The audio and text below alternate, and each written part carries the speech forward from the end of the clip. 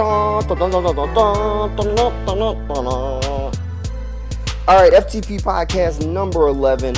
Alright, we're bringing it back yet again. Alright, this week we got plenty of stuff. I think the big news in sports right now is all of the money that has been shelled out in NBA free agency. So we're going to spend quite a bit of time going through some of the signings, some of the money some of these guys pulled in, and the big question is, are they worth it?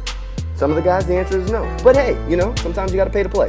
Alright, we'll have all that coming up after the break. Stick around, see what happens. You know the drill. Play the music. This is the FTP podcast.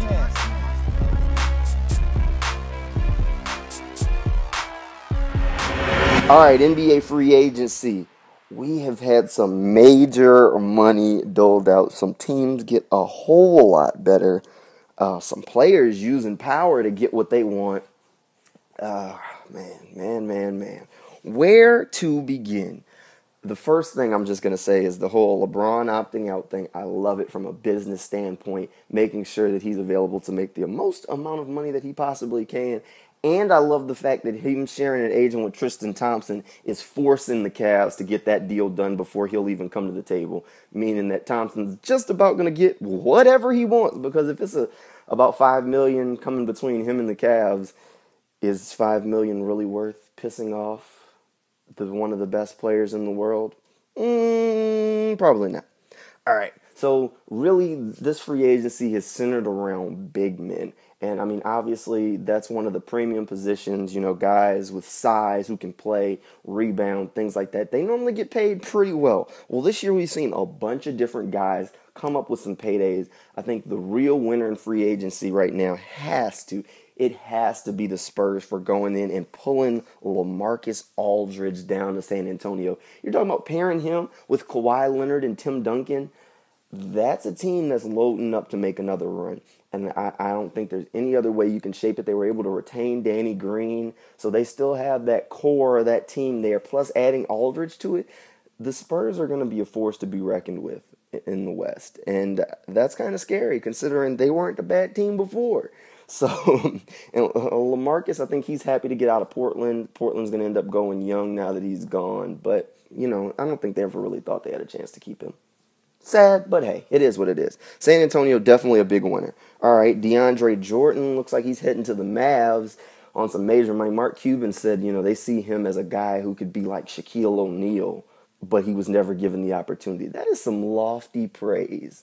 That's beyond lofty. That is some iconic praise. I mean, Shaq was, unarguably one of the top centers in league history. Like, you know this. So saying DeAndre Jordan is on his level, that's some lofty thing. Now, I think he's a talented guy. Did he deserve the huge money that he got? I guess, you're looking at it based on athletic potential and things of that nature. And if you believe he can be a Shaq, yeah, pay the man. Now, do I think he can be a Shaq? I don't know. I think he's a guy he's best at playing off a tag team. Now, if he's got a guy who can feed him the ball, he is a very athletic big. So I think he can definitely make some plays and out-athlete some other guys at that position. But Shaq? Boy, please. All right, let's keep rolling down this list of guys. Jimmy Butler, big money, going back to the Bulls, $90 million deal. But there was no way around this. They had to pay the man. I mean, plain and simple. That would have been like, letting your best player go, which arguably Jimmy Butler is the best player on that roster. I think he's definitely a rising star in this league right now.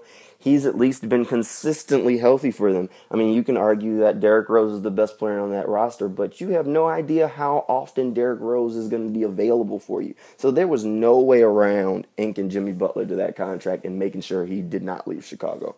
If he left Chicago and they lost Tom Thibodeau, then they'd be hitting the court hoping that D-Rose is the D-Rose of old, or the D-Rose of most of the playoffs for 82 games, and just from what we know about Derrick Rose, that probably ain't going to happen. You might get him for 50 games. Maybe. But that might be lofty of an expectation. All right, here's one of the contracts that I thought was a little bit exuberant. Draymond Green, $85 million, 5 years. I like Draymond. I love his attitude, love his energy, love his playing style. Good player. $85 million player? Debatable. I think they were definitely, Golden State was definitely planning on, they even said, we don't want to let him talk to other teams because we think someone else will offer him, some crazy money. So I understand, you want to pay to keep your guy. He's definitely an energy guy, a guy that you need around on the court. But do I think he's $85 million worth? I don't know. But I guess what you're banking, one of the things that you have to bank on with these guys is you're hoping that they continue to develop, which is one of the things that I understand that the player is going for that money. Like, hey, I'm at this point, I'm still young. I want to be paid for the level that I'll be playing at the end of the contract. But from a team standpoint, for me, I don't want to pay you for what you may become. I'm trying to pay you for who you are and what I think my coaching staff can get out of you in the next year or two.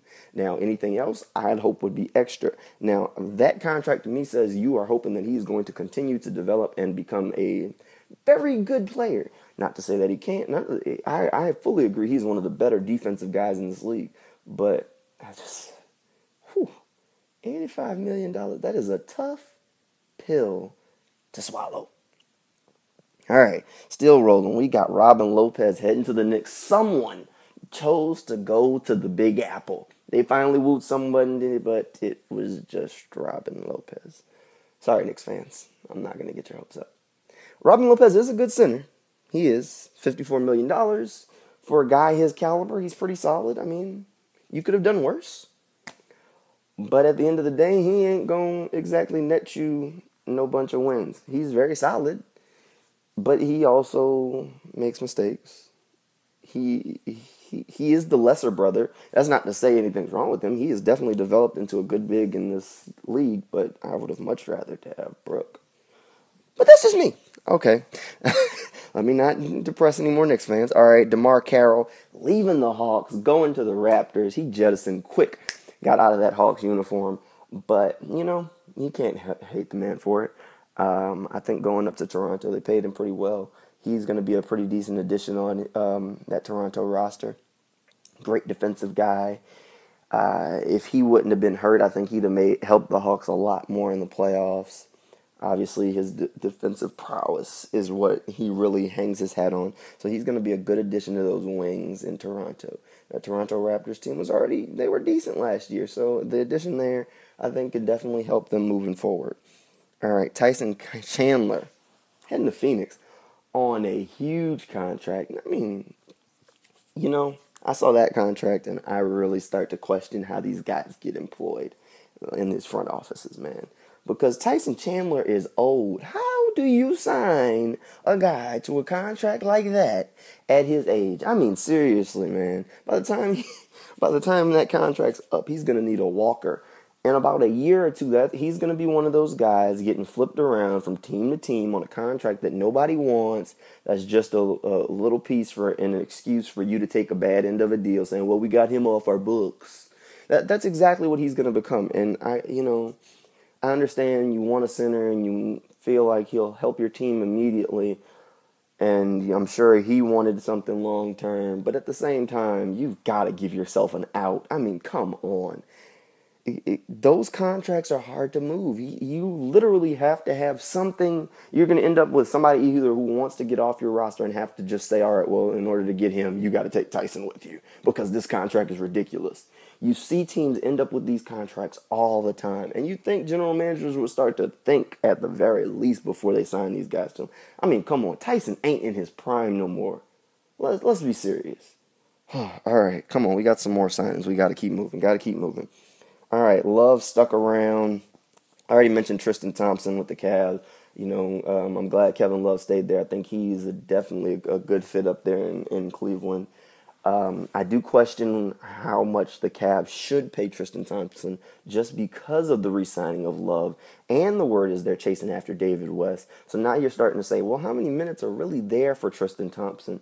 But he's very safe just because he's got LeBron standing behind him saying, well, we can talk about my contract when you get him taken care of. He's definitely going to get his deal done. But how much should he get paid?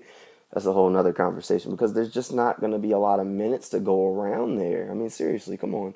Not to say that he's not important to that team and wasn't important to their playoff run, but you have to be realistic. He's not going to play more minutes than Kevin Love. If they do get David West is going to command some minutes as well. just looking at the way they played the finals, they have no intention of playing the majority of their bench, even if the guys are relatively talented and can still play in this league. So, you got to start to wonder, is he worth it was originally reported that they had agreed on $80 million, but then they backtracked and said they were still negotiating. So is he worth more than $80 million to say he's not going to play that many minutes? I wouldn't sign him. But hey, that's just me. All right, D-Wade back to the Heat.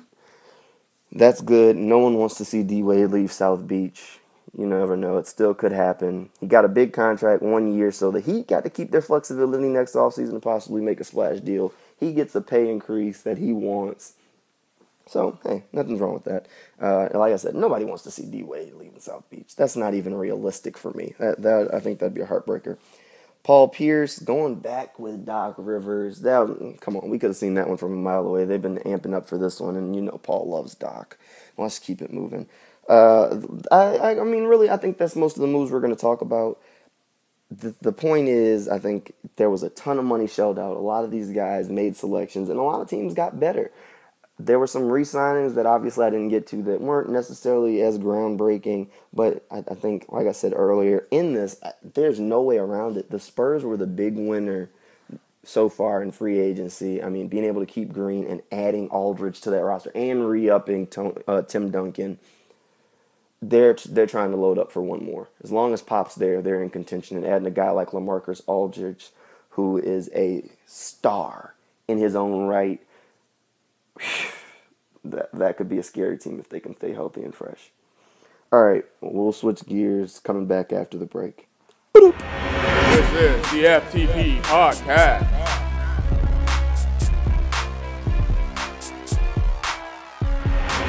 All right. Earlier this week, Colin Cowherd, he's one of my favorite sports radio guys. I love him. He had a conversation with Jim Harbaugh, and things just got really awkward there. Let's go ahead and play part of it. Just throw it in there. What are realistic expectations? Realistic expectations are that we're going to be better today than we were yesterday, be better tomorrow than we were today. That's our plan for success. So simple, it just might work. Yeah. What college football coaches, NFL coaches, Jim, I don't know the difference hours-wise. Is your day that much different, college to pro? Yeah, I mean, I don't know how much different. There's more similarities than there are differences, actually, Colin. Like how? I mean, you get in early, you leave late. It's the same. Yeah, that would be a similarity. Coaching football, building a team. Same, more similarities than differences, I would say. Future of the Big Ten. You're at Michigan. Urban Meyer at Ohio State. James Franklin. When I look at these coaches, I say elite recruiters, elite coaches. I said this yesterday. The Big Ten feels like it's a bye for me. Like, do you have a sense of that and a feel for the conference overall? The Big Ten feels like a bye to you? Yeah, it does. Because how does it feel that way? I don't. You don't see that? No, I don't. Yeah, explain that to me. I don't. Well, because the bottom line, well, I mean, let's be honest. Michigan's a heavyweight. Ohio State's a heavyweight. They now both have great coaches. It feels like the Big Ten is on the come. It feels like there's momentum in the conference that I didn't feel. Oh, a buy, like something to buy as opposed to sell? Yes. Oh, I thought a buy week or buy. No. Like a buy. Yeah. That's what it feels like to me. Does it feel like that to you? It feels very competitive to me. Mm-hmm. At the highest level of college football. Season opens September 3rd at Utah. Coach, when do you put in a game plan? How does it work? It's a process. It's been going on for months and will continue over the next 2 months. Mm-hmm. You're not a rear view mirror guy. It doesn't seem like you're kind of forge your way, go get stuff. This feels like one of those where you ask like 50 questions on a. Well, you're giving me slow. You're not giving me a ton to work with, Coach. So I just want to find something out about Jim Harbaugh, the human being. Okay. I want to find out about Jim Harbaugh. I'm a player right now, and I want to play for a bunch of schools. I'm listening to Jim Harbaugh. I want to play for Jim. Well, I mean, do you have any eligibility, Colin? No, and I can't play worth a damn. But I'm saying is I'm trying to I want Jim Harbaugh, the guy. Because I bring all these coaches on, and I want the guy. I mean, what? I'm a 4-3 wide receiver. Why should I play at Michigan? You are? No, if I was. This seems terribly difficult, Jim. For you, this is just not work. I love you to death, I really do, but it seems like we're going nowhere with this. And I love you. I'm a huge Harbaugh fan. What can I do to make your interview better? You can't. I'm just asking open-ended questions, and you have not much to say. I want you to sell your program. That's why I bring Urban on, and I bring Steve Sark. I love you guys. I want you to sell your program. Listen, I love you. It's not working. I appreciate you stopping by, Jim Harbaugh. I've been in the business 10 years, folks. That was a clunker. There's not much I can do about that. I tried. I asked every open-ended question I could. You got nothing to say. There you go. Listening to that, it really was painful. And I have to start feeling for Colin. You get those interviews and it's like pulling teeth. You start asking every question. You start re-asking, why? When you start hearing guys, just he says something, we start replying with why and repeating the same things over and over, trying to get you to elaborate. It does get painful at times. Sometimes early on it's like that, and then you're talking to the person and they relax a little bit and it starts to flow. But I just never got that from Jim. Like Colin said during the interview a bunch of times, he's a really intense guy. I do like Jim on the sideline. Don't particularly like to play against his teams because they are very hard-nosed and they normally reflect his personality, which is a fiery guy, which I can respect as a coach. I can respect a fiery coach. Did Colin go over the top cutting him off? No! What do you want him to do? Sit there pulling teeth for 20 minutes and then there's quiet on the air? That is the worst nightmare. Sitting there and it's just silent. Crickets. No, nobody wants that. So it's better to just cut it off. I mean, he may not get another interview with Jim Harbaugh, but I mean, if it was going to be another interview like that, who's heartbroken? Not me. I'm sure he's not either. He's been around long enough. He understood it was just time to cut cord, jump off the plane. It is what it is. All right, moving on, more headlines. Becky Hammon's going to be the first female NBA Summer League coach in history. And, I think she's going to end up being the first female head coach in the NBA. She's been on the Spurs coaching staff, and, Greg Popovich, working under him, he's going to go down as one of the best coaches in NBA history.